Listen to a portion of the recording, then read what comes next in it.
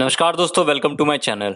आज हम current affair से एक ऐसा टॉपिक करेंगे जिसका हर एक एग्जाम्स में आने की पॉसिबिलिटी ज़्यादा है। वो है India's rank in various indexes. इससे दो तीन टाइप के क्वेश्चन बनते हैं कि इंडिया का रैंक उस पर्टिकुलर इंडेक्स में कितना है, या फिर वह इंडेक्स किस ऑर्गेनाइजेशन के द्वारा रिलीज़ किया जाता है, या फिर उस इंडेक्स में कौन सी कंट्री टॉप या बॉटम पे है। और 6 मंथ में जितने भी इंडेक्सेस रिलीज़ हुए हैं आज हम उनको करेंगे। मैं उम्मीद करता हूँ यह वीडियो आपके लिए बहुत ही हेल्पफुल होगा। तो वीडियो को शुरू करते हैं। मेरा नाम है सूर्या और अभी तक आपने चैनल को सब्सक्राइब नहीं किया है तो चैनल को सब्सक्राइब कीजिए और जीके को कितना हम लोग स्मार्टली कर सकते हैं आप हमारे चैनल पे देख सकते हैं।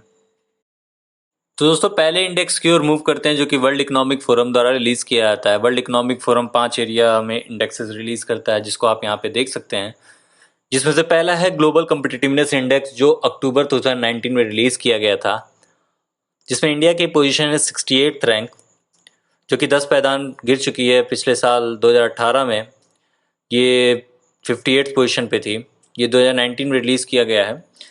तो इंडिया की रैंक 68th पोजीशन हो गई है, जो कि 10 पायदान नीचे गिर गई है। और टॉप पोजीशन जो है वो सिंगापुर ने अचीव किया है यूएसए को रिप्लेस करके। यूएसए जो कि ट्रेड वॉर में बिजी था, उसको रिप्लेस करके सिंगापुर टॉप पोजीशन अटेन किया है। भारत की पोजीशन खराब होने का कारण कहा जा रहा है कि भारत से बाकी इकॉनमियों ने बहुत ही अच्छा प्रदर्शन किया है। और वर्ल्ड इकोनॉमिक फोरम ने भारतीय बैंकिंग सेक्टर जो कि बैड लोन से बहुत जूझ रही है, उसकी ओर इशारा करते हुए कहा है कि भारतीय बैंकिंग सेक्टर रेगुलेशन में कुछ चेंजेस करने होंगे, तभी इकोनॉमी में भी हम लोग सुधार कर सकते हैं। क्लियर दोस्तों, अगला वर्ल्ड इकोनॉमिक फोरम द्वारा जो रिलीज किया जाता है world travel and tourism competitiveness index, जो कि सितंबर 2019 में रिलीज किया गया था, जिसमें इंडिया का रैंक 34th है। इंडिया ने 6 रैंक में सुधार किया है, यानी पहले इंडिया का रैंक 40 था, इसमें टॉप किया है स्पेन ने, जिसकी राजधानी मैड्रिड है। कहा जा रहा है कि इंडिया के अच्छे एयर ग्राउंड और पोर्ट इंफ्रास्ट्रक्चर, इंटरनेशनल ओपननेस और अच्छे नेचुरल और कल्चरल रिसोर्स के कारण इंडिया का रैंक में सुधार आया है। दोस्तों अगला है हमारा ग्लोबल जेंडर गैप रिपोर्ट, जो कि वर्ल्ड इकोनॉमिक फोरम द्वारा रिलीज किया जाता है। इसमें इंडिया की पोजीशन 112 है आउट ऑफ 153 कंट्री, और इसमें टॉप किया है आइसलैंड ने। इसमें हम लोग मेंस और वुमेन्स में कितना गैप हो रहा है in economic participation, educational attainment, health and survival और पॉलिटिकल एम्पावरमेंट में, इसके बेसिस पे यह रिपोर्ट रिलीज़ किया जाता है। और ये जो रिपोर्ट है 2019 और 20 का है। क्लियर दोस्तों, अगला है हमारा ग्लोबल एनर्जी ट्रांजिशन इंडेक्स, जो कि वर्ल्ड इकोनॉमिक फोरम द्वारा रिलीज़ किया जाता है, जिसमें इंडिया की रैंक 74th है। इंडिया 2 रैंक सुधार किया है, यानी पहले 76th रैंक थी, और इसमें टॉप किया है स्वीडन ने। यह इंडेक्स निकाला जाता है कि वो कंट्री व इकॉनमी जो है वो फॉसिल बेस्ड सिस्टम जैसे कि कोल हुआ, ऑयल हुआ, उससे कितना ट्रांजिट किया है इनटू रिन्यूएबल एनर्जी रिसोर्सेज जैसे कि सोलर हुआ और विंड हुआ। जितना जो कंट्री ट्रांजिशन किया हुआ है इनटू रिन्यूएबल एनर्जी रिसोर्सेज, उतना ही उसका रैंक सुधार होगा और उतना ही वो ऊपर आएगा। क्लियर दोस्तों, नेक्स्ट इंपॉर्टेंट है हमारा ease of doing business index, ठीक है, जो कि वर्ल्ड बैंक द्वारा रिलीज किया जाता है। मैंने जो वर्ल्ड इकोनॉमिक फोरम के जो इंडेक्सेस थे और वर्ल्ड बैंक के द्वारा जो इंडेक्सेस रिलीज किए जाते हैं वो एग्जाम पॉइंट ऑफ व्यू से बहुत ही इंपॉर्टेंट होते हैं, क्योंकि ये इंडिपेंडेंट बॉडी है और भी कोई ऑर्गेनाइजेशन के द्वारा जो रिलीज किया जाता है वो उतना इंडिपेंडेंट नहीं है। क्लियर तो एग्जाम पॉइंट ऑफ व्यू से वर्ल्ड बैंक और वर्ल्ड इकोनॉमिक फोरम के जितने भी इंडेक्सेस हैं वो इंपॉर्टेंट है। क्लियर तो ईज ऑफ डूइंग बिजनेस जो पिछले साल रिलीज किया गया था 2019 में, और कमिंग मंथ्स में ईज ऑफ डूइंग बिजनेस 2020 का भी रिलीज कर दिया जाएगा। इसमें इंडिया की रैंक थी 63, और इंडिया ने बहुत ही अच्छी परफॉर्मेंस 14 रैंक की सुधार के साथ 63 रैंक हासिल किया इस बार, और इसमें टॉप किया है न्यूजीलैंड ने। और मैं एक नटशल बता दे रहा हूँ कि ईज ऑफ डूइंग बिजनेस का मतलब क्या होता है कि किसी कंट्री में अगर बिजनेस करना आसान हुआ, वहाँ पे वर्कर अवेलेबल हो जाए इजिली, लोकेशन अवेलेबल हो, इलेक्ट्रिसिटी इजिली मिल जाए, फाइनेंशियल हेल्प मिल जाए यानी लोन इजिली अवेलेबल हो, टैक्स पे करना आसान हो, तो वहाँ पे ease of doing business ranking में आप ऊपर आएंगे। क्लियर और इस बार कोलकाता और बेंगलुरु को ऐड किया गया है इंडेक्सेस को प्रिपेयर करने के लिए, पहले सिर्फ दिल्ली और मुंबई ही था। क्लियर अगला है ह्यूमन डेवलपमेंट इंडेक्स, जो कि यूएनडीपी के द्वारा रिलीज किया जाता है, यूनाइटेड नेशन डेवलपमेंट प्रोग्राम के द्वारा, और इसमें इंडिया की रैंक है 129 और इस पर टॉप किया है नॉर्वे ने। और ये 3 इंडिकेटर के बेसिस पे ह्यूमन डेवलपमेंट इंडेक्स रिलीज किया जाता है हर साल, जो है लाइफ एक्सपेक्टेंसी है, एजुकेशन हुआ, पर कैपिटा इनकम हुआ, इन 3 इंडिकेटर के बेसिस पे हर साल ह्यूमन डेवलपमेंट इंडेक्स रिलीज किया जाता है। ठीक है दोस्तों, अगला है हमारा वर्ल्ड हैप्पीनेस रिपोर्ट जो कि 20 मार्च को रिलीज़ किया जाता है। अगर आप हमारे इंपॉर्टेंट डेज मार्च के महीने के देखे होंगे तो मैंने बताया होगा कि 20 मार्च को हैप्पीनेस डे हम लोग सेलिब्रेट करते हैं और इसी दिन वर्ल्ड हैप्पीनेस रिपोर्ट भी रिलीज़ किया जाता है। और ये रिलीज़ किया जाता है UN sustainable development solution network के द्वारा। और इसमें एक चौंकाने वाली बात यह आई है कि पाकिस्तान जो है वो चाइना, इंडिया, रशिया, टर्की इन सबसे ज़्यादा खुशहाल कंट्री है।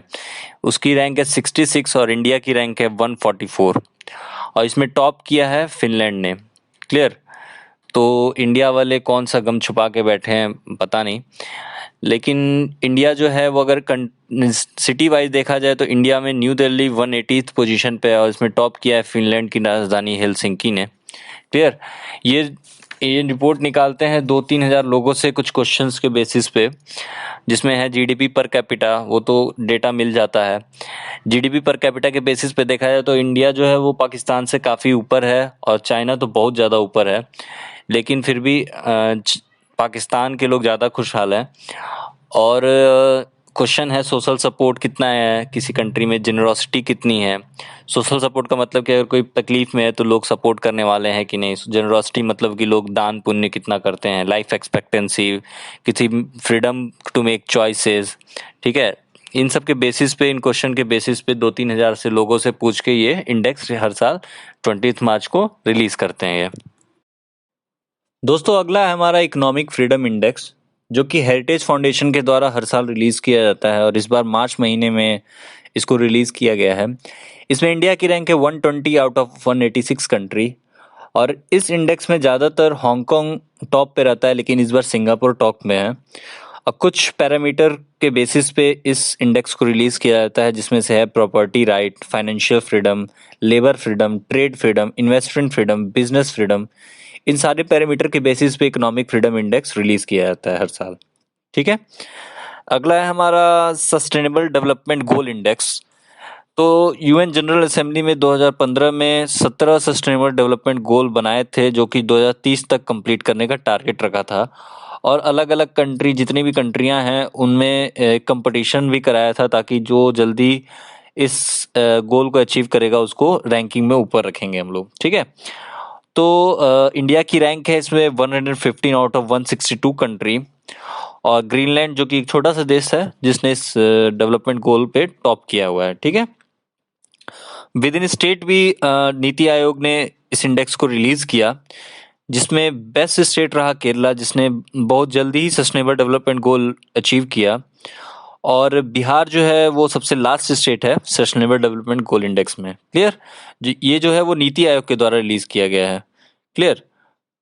तो दोस्तों, अगला है हमारा नोमुरा फुल वल्नरेबिलिटी इंडेक्स जो कि एक जापानीज फाइनेंशियल सर्विस ग्रुप है नोमुरा के द्वारा रिलीज किया जाता है। और इसमें इंडिया की रैंक है 44 आउट ऑफ 110 कंट्री और इसमें टॉप किया है लीबिया ने, जिसकी कैपिटल है त्रिपोली। यह एक अफ्रीकन कंट्री है। ये छोटी छोटी कंट्रीज का हम लोग को कैपिटल करेंसी याद करते रहना चाहिए। जब भी उसका नाम आए आप उसको गूगल करके उसका नाम और कैपिटल देखेंगे, तभी इतने सारे कंट्रीज का कैपिटल करेंसी आपको याद हो पाएगा। तो लीबिया टॉप किया है, इसका यह मतलब है कि वह कंट्री जो है वो सबसे ज़्यादा वनरेबल है to change the food prices. Clear. और ये 3 फैक्टर पे इस इंडेक्स को रिलीज किया जाता है, जिसमें पहला है हमारा कंट्री का जीडीपी पर कैपिटा और share of food in house hold consumption और नेट फूड इंपोर्ट। इन 3 इंडिकेटर के बेसिस पे इस इंडेक्स को रिलीज किया जाता है। दोस्तों, अगला है हमारा क्लाइमेट रिस्क इंडेक्स जो कि इंटरनेशनल एनवायरनमेंट थिंक टैंक है जर्मन वॉच, उसके द्वारा रिलीज किया जाता है। और ये इंडेक्स जो है वो ये दर्शाता है कि कौन सी कंट्री जो है वो क्लाइमेटिक कंडीशन चेंज होने के कारण जो क्लाइमेटिक लॉस होता है, जैसे कि फ्लड आ गया, ड्रॉट आ गया, तो कौन सी कंट्री जो है वो मोस्ट अफेक्टेड कंट्री है। तो इसमें टॉप किया है जापान ने और इंडिया की रैंक है 5th। क्लियर। यानी जापान जो है वो सबसे ज़्यादा क्लाइमेटिक कंडीशन के कारण जो लॉस होते हैं उससे सबसे ज़्यादा अफेक्टेड है जापान। क्लियर। अगला है हमारा इंटेलेक्चुअल प्रॉपर्टी राइट इंडेक्स जो कि यूएस चैम्बर ऑफ कॉमर्स का ग्लोबल इनोवेशन पॉलिसी सेंटर के द्वारा रिलीज़ किया जाता है। और इसमें 53 कंट्रीज़ ऐड किए गए हैं जो कि 90% ऑफ द जीडीपी पूरे वर्ल्ड का कवर करते हैं, जिसमें इंडिया की रैंक है 40th और यूएसए इसमें टॉप किया है। इसमें 3 कंट्री जो ऐड किए गए हैं वो हैं डोमिनिक रिपब्लिक, ग्रीस और कुवैत। क्लियर। अगला है हमारा ग्लोबल टैलेंट कम्पिटिटिवनेस इंडेक्स। आप ध्यान से देखिएगा, ये ग्लोबल कम्पिटिटिवनेस इंडेक्स जो है वर्ल्ड इकोनॉमिक फोरम द्वारा रिलीज किया जाता है, लेकिन ये ग्लोबल टैलेंट कम्पिटिटिवनेस इंडेक्स जो है वो इंसीड नामक ऑर्गेनाइजेशन के द्वारा रिलीज किया जाता है। इंसीड के साथ साथ एडको और गूगल ग्रुप इसका सहयोगी है इस इंडेक्स को रिलीज करने में। ठीक है। और इसमें इंडिया की रैंक है 72 और इसमें स्विट्जरलैंड टॉप पे है। इस इंडेक्स को बनाने के लिए हम लोग जो यंग जनरेशन्स है उनमें इनेबिलिटी, अट्रैक्शन, उनका ग्रोइंग टैलेंट कितना है, रिटेनिंग कैपेसिटी कितनी है, वोकेशनल और टेक्निकल स्किल्स कितने हैं उनके, ग्लोबल नॉलेज स्किल्स कितने हैं, इसके बेसिस पे हम लोग global talent competitiveness index release करते हैं हर साल। दोस्तों अगला है हमारा ग्लोबल इनोवेशन इंडेक्स, जो कि लास्ट ईयर 2019 में रिलीज किया गया था और इंडिया ने पहली बार इसको लॉन्च किया। इंडिया पहली इमर्जिंग इकोनॉमी है जो कि इसको लॉन्च की थी। The department for promotion of industry and internal trade DPIIT, जो कि ministry of commerce and industry के अंतर्गत आती है, वर्ल्ड इंटेलेक्चुअल प्रॉपर्टी ऑर्गेनाइजेशन और कॉन्फेडरेशन ऑफ इंडियन इंडस्ट्री, इन तीनों ने मिलके इसको होस्ट किया था। और ये रिलीज किया जाता है कॉर्नेल यूनिवर्सिटी, इंसीड और वीपो के द्वारा। ठीक है। वीपो मतलब वर्ल्ड इंटेलेक्चुअल प्रॉपर्टी ऑर्गेनाइजेशन के द्वारा। ठीक है। और इसमें इंडिया का रैंक है वो 52 है। आप इस चीज को याद रखिएगा, ये पिछले साल का डेटा है। कमिंग मंथ में अगर ग्लोबल इनोवेशन इंडेक्स फिर से आता है तो आप उसको देख के जाइएगा। ठीक है।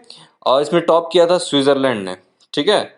इसलिए इम्पोर्टेंट है क्योंकि ये इंडिया में पहली बार कराया गया था। और जो इंडिया इनोवेशन इंडेक्स होता है वो दूसरा है। वो इंडिया इनोवेशन इंडेक्स जो है वो नीति आयोग के द्वारा रिलीज किया जाता है और उसमें कर्नाटका जो है वो टॉप पे है। ठीक है।